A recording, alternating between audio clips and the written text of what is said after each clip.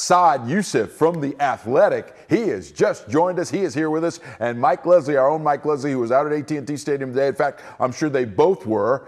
And guys, I'm curious in terms of what you experienced at the stadium today and kind of what your gut feeling is when you left that place today in terms of the future of the Dallas Cowboys franchise in terms of Mike McCarthy. Saad, I'll start with you since you're our guest. What do you think?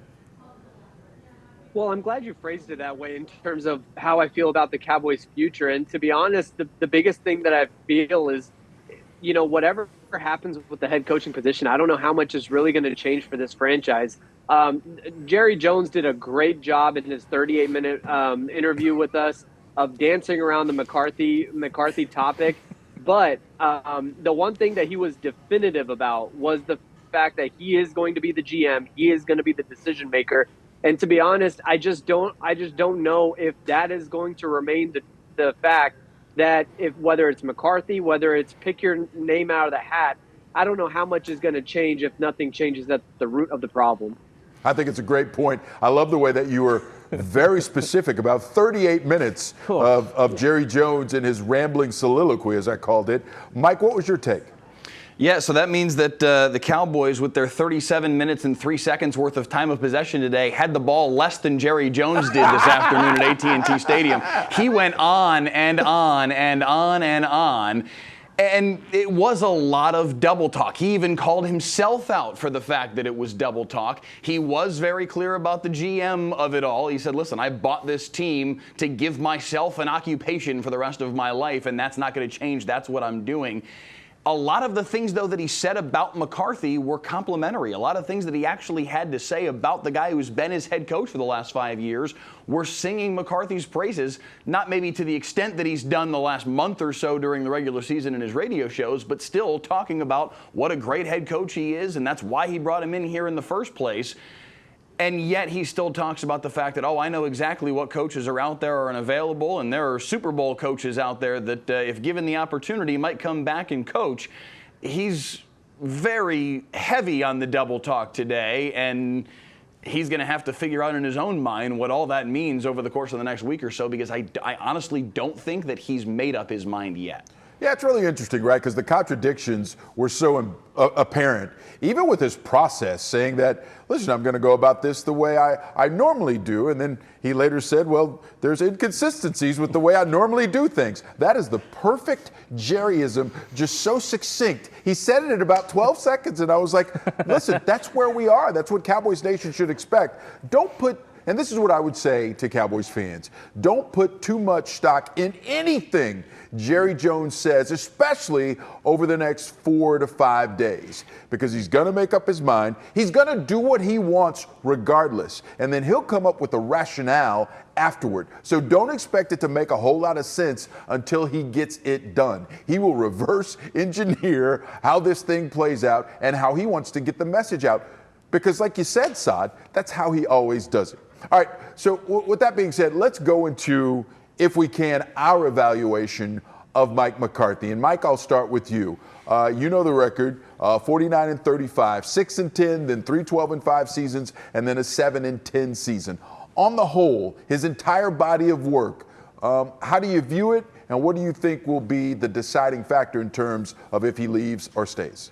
It was interesting because Jerry was asked today, where McCarthy ranks among the coaches that Jerry has employed over the course of this 29-year Super Bowl drought.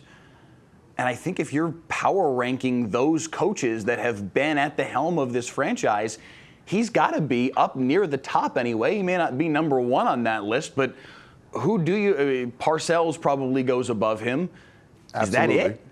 Is that it, though? In terms of coaches, obviously, we're not talking Jimmy Johnson. We're not talking Barry Switzer. We're not talking Super Bowl winning coaches. During the drought. No, I mean, we're talking Chan Gailey, Dave Campo. Yeah. Right? I mean, there's a lot of guys Phillips, that he very easily goes above, the names that you're listing off. Those are no doubters. Yeah. I think you put him above Garrett in terms of what he's accomplished in his time here. He's done a good job on balance. what out there is actually better needs to be part of Jerry's decision-making process. Now, when he starts talking about Super Bowl winning coaches that aren't currently employed, that starts to get the wheels spinning about who he might be talking about, and that opens up the swath of who you got to look at here and consider as possibilities for the Cowboys. But the names that we've been continually throwing around over the course of the last 3 months or so, none of those are necessarily better than McCarthy is. So it's funny because this narrative is flipped on its head from week 5 of the season, where it was basically McCarthy was a dead man walking, and we were ready to turn the page entirely. I feel like the narrative is now shift to where enough people are asking, does McCarthy want to come back, even if he's offered the position? Saad, what do you think? Well, after the game, he did say absolutely that he did want to come back if he was offered the opportunity. Mike talked about all these different coaches that Jerry thinks that could have success, and he's used the 500 term a couple of times in his career. Didn't work out well the first time he did it when he talked about Jimmy Johnson leaving, saying 500 coaches could win with that roster, and that's kind of what started this whole drought. The one thing that I will say about that helps McCarthy's case in coming back is one thing that stood out throughout Jerry's entire press conference today was he tied a lot of it back to Dak Prescott. The fact that Dak is signed through the next 4 years, and they need to find a coach that's going to elevate Dak or get the most out of Dak. And we've seen Mike McCarthy do that. And I think Mike McCarthy is a guy that relies on his quarterbacks. And if he's able to sell that pitch to Jerry, that for the next 4 years you have Dak anyways, let me ride this out, I think that's his best bet. All right, great stuff there. I will add this. If Mike McCarthy has an opportunity to come back, Mike McCarthy's not going anywhere. I think about his family, right? Yeah, right. And where the kids are in school. Yes. And the fact that they're not done in high school yet, he probably would love for them to finish here. I think part of the decision-making process for Jerry Jones is how much accountability he and the front office will take for the goods that they gave Mike McCarthy and the coaching staff. Where do you see the roster deficiencies at the beginning of this season and kind of looking to the future of where this roster can go? Yeah, I mean, to Jerry's credit, right off the top, he took accountability after the game today for the roster construction for this season. But, there's a difference in accountability in terms of, just saying it and then doing something different. So I do want to see what Jerry does different. Does he spend more in free agency? Does he give Mike McCarthy or whoever the next coach is what they require? I think that is going to be the big question. But look, the funds are going to be limited. You already paid Dak and CD. You got Micah coming up. You got Tyler Smith coming up that not a lot of people are talking about as well. So you have big deals coming up. Deron Bland is on that list. So what Jerry is going to do, a lot of it is going to have to do with how they change the approach to free agency.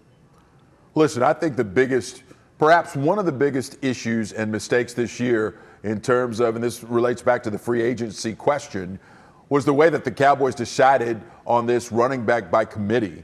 And it was so failed, and it was so awful. And when you think about a quarterback in Dak Prescott, who really does his best work off of play action, they never got that going until after he was hurt, and they eventually settled on Rico Dowdle when it was far too late.